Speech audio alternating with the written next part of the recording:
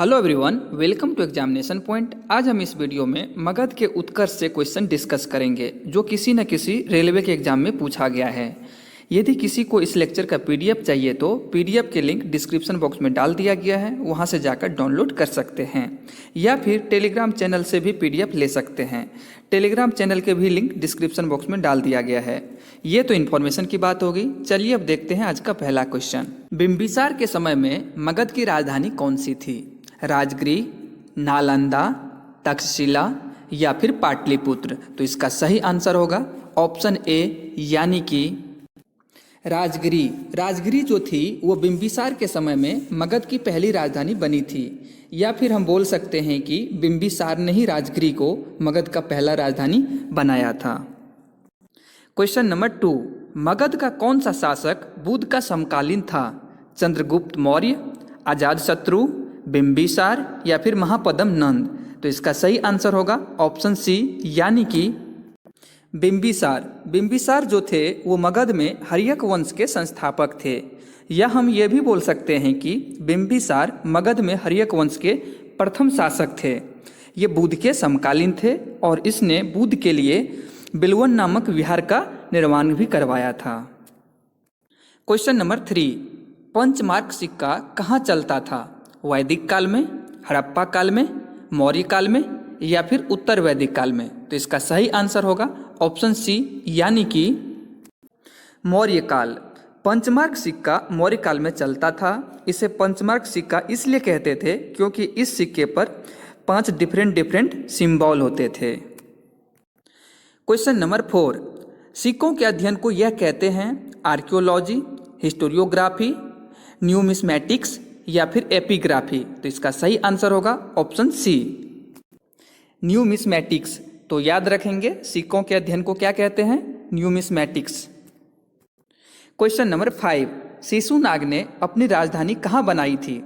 मुर्शिदाबाद में, पाटलिपुत्र में, वैशाली में या फिर मुंगेर में। तो इसका सही आंसर होगा ऑप्शन सी यानी कि वैशाली।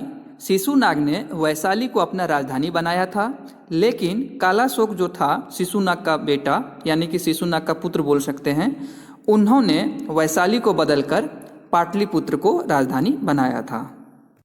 क्वेश्चन नंबर 6, प्राचीन काल में किस जनपद की राजधानी उज्जैन थी?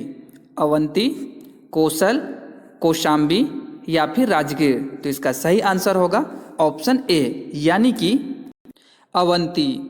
आधुनिक मालवा का जो क्षेत्र है वही प्राचीन अवंती महाजनपद का क्षेत्र था। ये महाजनपद 2 भागों में बटा था, उत्तरी अवंती और दक्षिणी अवंती। उत्तरी अवंती की राजधानी उज्जैन थी और दक्षिणी अवंती की राजधानी महिष्मती थी। क्वेश्चन नंबर 7, पटना शहर का पुराना नाम है पाटलिपुत्र, कन्नौज, कौशाम्बी या फिर कपिलवस्तु। तो इसका सही आंसर होगा ऑप्शन ए यानी कि पाटलिपुत्र। पाटलिपुत्र जो था पटना शहर का क्या था? तो पुराना नाम था। क्वेश्चन नंबर 8, अलेक्जेंडर ने भारत पर आक्रमण कब किया था? ईसा से 326 वर्ष पूर्व, ईसा की मृत्यु के 326 वर्ष बाद, ईसा से 320 वर्ष पूर्व, ईसा से 298 वर्ष पूर्व, इनमें से कोई नहीं। तो इसका सही आंसर होगा ऑप्शन ए यानी कि ईसा से 326 वर्ष पूर्व। अलेक्जेंडर ने 326 ईसा पूर्व में भारत पर आक्रमण कर पंजाब के राजा पोरस को हराया था। क्वेश्चन नंबर 9, 326 ईसा पूर्व उत्तर पश्चिमी भारत में सिकंदर का अतिक्रमण इनमें से किसके काल में हुआ?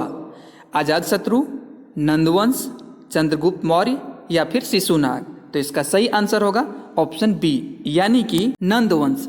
यूनान के शासक सिकंदर ने जिस समय उत्तरी पश्चिमी भारत पर आक्रमण किया था उस समय में नंदवंश के घनानंद का शासनकाल था। कहा जाता है घनानंद के दरबार में चाणक्य रहते थे, जिन्हें कौटिल्य के नाम से भी जाना जाता था। एक दिन घनानंद ने कौटिल्य का अपमान किया था, जिसके कारण कौटिल्य यानी कि चाणक्य चंद्रगुप्त मौर्य की सहायता से आक्रमण करता है और चंद्रगुप्त घनानंद की हत्या करके मौर्य वंश की स्थापना करता है। तो याद रखेंगे इसका आंसर ऑप्शन बी यानी कि नंदवंश होगा। क्वेश्चन नंबर 10, सिकंदर की मृत्यु कहाँ हुई? पटाला, तक्षशिला, बेबीलोन, ग्रेडोसिया या फिर इनमें से कोई नहीं। तो इसका सही आंसर होगा ऑप्शन सी, यानी कि बेबीलोन। सिकंदर की मृत्यु लगभग 323 ईसा पूर्व बेबीलोन में हुई थी, तो इसीलिए इसका सही आंसर बेबीलोन होगा। क्वेश्चन नंबर 11, कौन सी नदी सिकंदर महान के भारत आक्रमण की सन्निकट पूर्वी सीमा थी? सतलज, सिंधु, व्यास या फिर चिनाब? तो इसका सही आंसर होगा ऑप्शन सी, यानी कि व्यास। इस क्वेश्चन में एक शब्द देख पा रहे होंगे सन्निकट, जिसका मतलब होता है निकट का, या फिर बोल सकते हैं बिल्कुल पास का। तो इस क्वेश्चन का कहने का मतलब हुआ कि कौन सी नदी सिकंदर के आक्रमण की निकट की पूर्वी सीमा थी? तो आंसर होगा व्यास नदी। क्वेश्चन नंबर 12, किस यूनानी इतिहासकारों को इतिहास का जनक कहा जाता है? आर्किमिडीज को, हेरोडोटस को, यूक्लिड को या फिर हिप्पोक्रेटस को? तो इसका सही आंसर होगा ऑप्शन बी। यूनानी इतिहासकार हेरोडोटस को इतिहास का जनक कहा जाता है। 5वीं शताब्दी ईसा पूर्व में उसने हिस्टोरिका नाम की बुक लिखी थी। तो ये थे मगध के उत्कर्ष से क्वेश्चंस जो आरआरबी एग्जाम्स के लिए बहुत ही इंपॉर्टेंट है। तो उम्मीद करते हैं इस वीडियो लेक्चर से ज़रूर हेल्प मिलेगा। आज के लिए बस इतना ही।